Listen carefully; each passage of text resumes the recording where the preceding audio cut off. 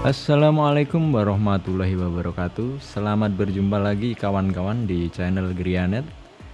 Pada kesempatan kali ini saya akan kembali mengulas mengenai topologi FTTH menggunakan rasio ya kawan-kawan. Karena saya membaca komen-komen itu masih banyak teman-teman kita yang bingung tentang cara penggunaan rasio ya. Oke, di sini sudah saya buatkan untuk topologinya ya. Untuk topologinya itu dari Mikrotik.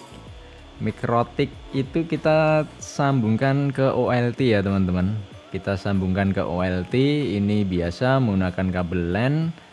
Tapi tergantung juga sih, bisa juga pakai yang menggunakan fiber ya. Itu tergantung Mikrotik teman-teman dan juga OLT teman-teman. Nah, setelah dari OLT teman-teman, intinya ini di Mikrotik sama OLT-nya sudah terhubung ya teman-teman, sudah kita konfigurasi. Dan dari OLT langsung kita menuju ke splitter rasio. Untuk splitter rasionya teman-teman, itu kalau teman-teman masih bingung cara penentuan nilainya, teman-teman bisa lihat video sebelumnya. Nah, apa saja yang kita butuhkan untuk FTTH rasio? Tentunya kita harus mempunyai splitter rasio. Splitter rasio nilainya sesuai kebutuhan yang kita butuhkan. Terus juga setelah itu kita ke passive splitter. Jadi kita juga membutuhkan passive splitter ya teman-teman. Nah, setelah dari passive splitter ini baru kita distribusikan ke ONT atau ONU yang berada di customer kita atau di klien kita. Nah, terus dari splitter rasio ini saya tunjukkan ya teman-teman untuk gambarnya ya. Ini yang saya pegang ini adalah splitter rasio dengan nilai 1585. Nah, maksud dari 1585 ini adalah untuk yang 15 ini adalah keluaran 15 ya teman-teman. Jadi rasio ini mempunyai keluaran 15% dan 85%. Nah, untuk cara menghitung berapa nilai laser yang keluar, teman-teman bisa lihat di video sebelumnya. Nah, di sini ada colokan kabel berwarna putih ya teman-teman. Kalau misalkan rasio teman-teman warnanya juga seperti ini, intinya yang satu FO ini, satu fiber ini yang kita dapatkan dari OLT ya, atau dari rasio sebelumnya. Terus yang 15% teman-teman, karena ini di sini 15% itu pasti keluarannya lebih kecil dari 85%. Maka yang 15% ini kita masukkan ke passive splitter yang rencananya nanti akan kita distribusikan ke klien. Nah, untuk penentuan nilai ini teman-teman nggak usah bingung ya, kemarin sudah saya buatkan tool untuk menghitung rasio. Itu teman-teman bisa lihat di video sebelumnya. Nah, setelah itu teman-teman juga membutuhkan passive splitter ya, di mana di sini yang saya pegang ini adalah untuk keluaran 8 port. Jadi untuk passive splitter ini bisa digunakan untuk 8 klien ya teman-teman. Untuk penyambungannya itu dari nilai rasio yang kecil itu kita masukkan ke port inputnya si passive splitter. Nah, ini tinggal kita colok seperti ini teman-teman. Nah, terus yang ini, yang input rasionya ini kita hubungkan ke OLT atau ke rasio sebelumnya. Dan untuk yang warna orange ini teman-teman, kalau di saya ini adalah keluaran untuk 85%, dan ini nanti akan kita sambung ke rasio berikutnya. Sebenarnya cukup mudah sekali teman-teman dalam penggunaan OLT ini. Nah, untuk ke kliennya teman-teman, ini kita juga membutuhkan ONU ya teman-teman, ONU atau ONT. yang nanti dari port ONT ini, nah dari port biru ini nanti kita akan sambungkan di output passive splitter. Jadi nilai redaman passive splitter ini kita ukur dulu, itu kita harus mempunyai nilai di kisaran 18 sampai 22 untuk amannya ya teman-teman. Kalau terlalu bagus juga gampang merusak ONU kita.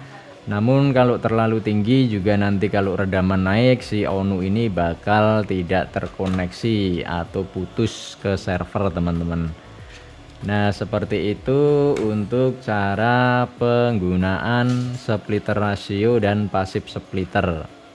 Nah terus untuk perakitan teman-teman, bagaimana sih cara merakit di ODP-nya? Nah di sini akan saya tunjukkan juga cara merakit rasio ke ODP kita.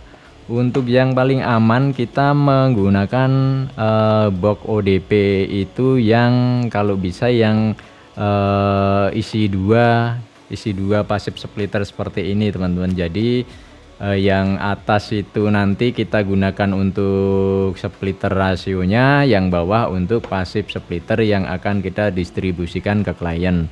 Namun jika passive splitter ini tidak berada di satu lokasi dengan si splitter rasio, maka ini bisa kita sendirikan ya untuk menghemat kabel ya. Jadi untuk menghemat fiber, dari output ini kita tarik kabel drop core lagi dengan jarak sesuai ODP kita, baru kita colokkan ke sini. Jadi kita hanya butuh satu fiber optik untuk 8 klien ataupun lebih banyak lagi. Nah untuk perakitan ke boxnya teman-teman, sebentar saya sambil udut. Nah untuk perakitan ke boxnya ini keyboard saya pinggirkan dulu, maaf ya teman-teman kalau media ini tempat prakteknya terlalu sempit ya. Ini kita buka dulu. Nah seperti ini. Kalau saya biasanya lebih senang pakai yang gede teman-teman. Yang gede itu yang ini muat 2 ya. Jadi muat 2 kita tinggal pasang. Jadi nanti kalau kita ada penggantian rasio itu kita tinggal melepas yang atas saja.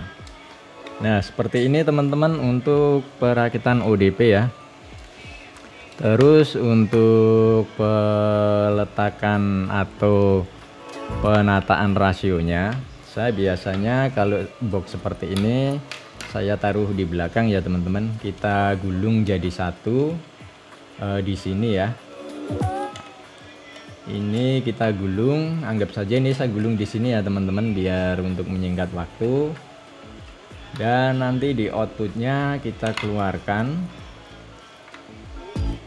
atau kita gulung sekalian aja biar teman-teman juga lebih paham.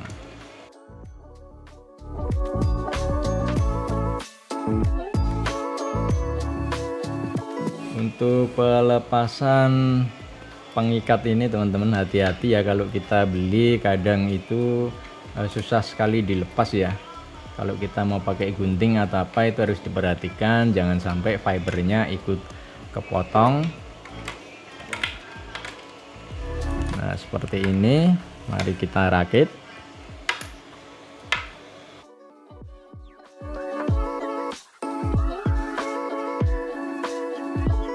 Kita buka dulu, kita panjangkan.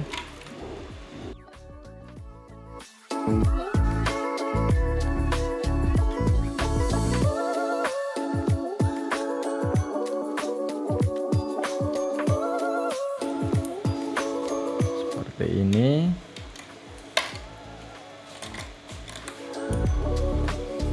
Nah kalau sudah teman-teman tinggal menata aja di ODP-nya ini.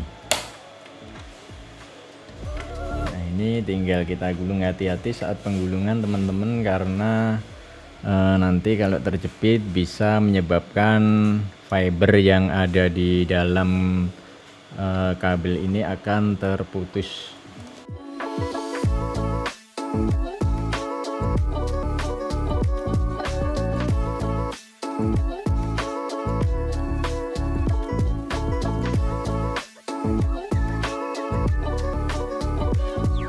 Kita gulung sampai seminim mungkin ya, biar nanti sisanya juga tidak terlalu banyak saat kita tancapkan ke pasif splitter kita.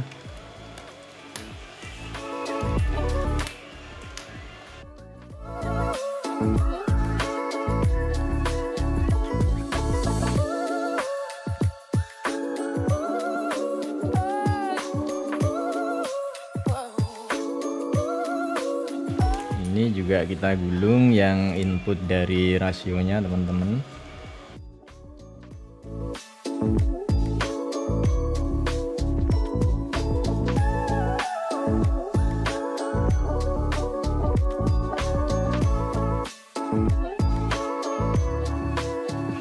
Maaf kalau kurang rapi ya, soalnya biar videonya nggak terlalu lama.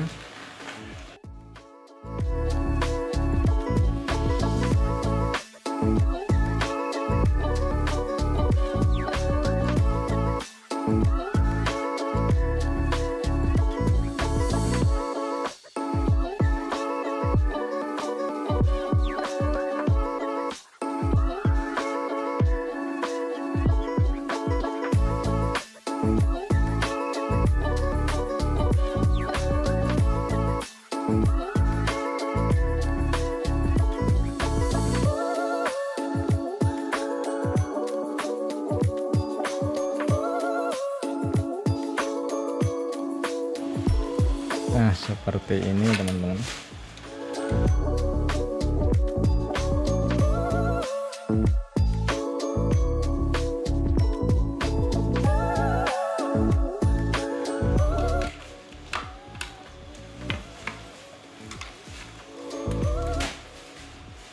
Nah, yang warna biru ini kita masukkan ke inputnya pasif splitter seperti ini ya. Untuk sisa ini nanti dibuat seminim mungkin ya teman-teman, biar nanti tidak gampang terjepit atau istilahnya nggak gampang keganggu sama instalasi yang lain. Nah, terus selanjutnya kita pasang konektornya teman-teman. Kita pasang konektor untuk di input dan outputnya ya. Jadi seperti ini nanti juga sisanya digulung lagi di dalam teman-teman. Nah, kalau saya memasangnya hanya seperti ini ya. Jadi nanti yang ini kita dapatkan dari OLT, dan yang satu ini kita tarik ke rasio selanjutnya, begitu teman-teman. Terus dari ONU itu nanti kita dapatkan di 8 port ini, kita pilih salah satu ya untuk satu ONU-nya. Nah, demikian teman-teman untuk topologi FTTH menggunakan sistem rasio. Semoga teman-teman yang mau migrasi ke OLT bisa lebih mudah dan lebih paham dalam pelaksanaannya. Oke, sekian dulu teman-teman penjelasan tentang topologi FTTH rasio. Jangan lupa subscribe dan bye-bye.